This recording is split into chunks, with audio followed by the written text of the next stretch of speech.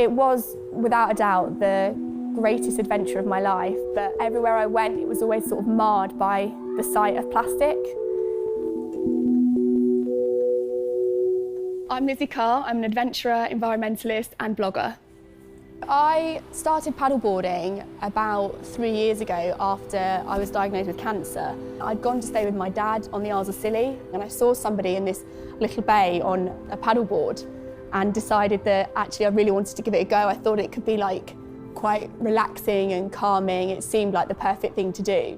I've been very lucky to paddleboard in some really beautiful places all over the world. I particularly love finding tiny remote islands and just paddling off and exploring those. You feel quite intrepid.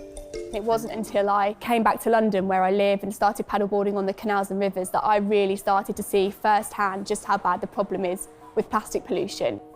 Last year in 2017, I became the first female to solo paddleboard across the English Channel.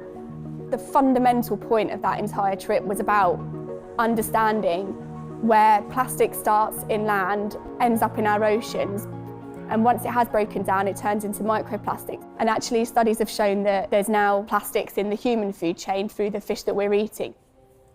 By 2050, there will be more plastic in the ocean by weight than fish.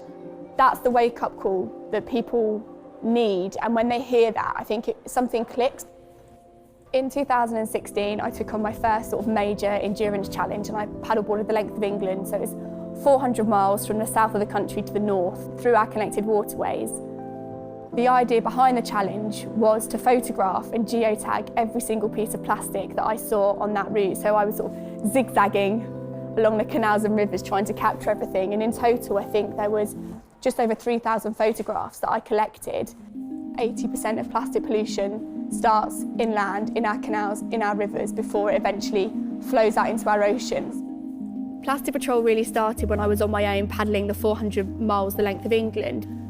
As more and more people got in touch asking, what can I do to help, how can I get involved, I then decided to kind of open it up to other people and get some more boards, bring people out on me, teach people how to paddleboard in return for litter picking. It's great, a confidence builder, but you're also giving something back. There's a growing movement of people now that want more from their getaways. They want to feel inspired, they want to feel that they're contributing. Mine specifically is about paddleboarding and highlighting plastic pollution, finding ways to go on great adventures with my paddleboard and draw attention to an issue that is important to me on the water.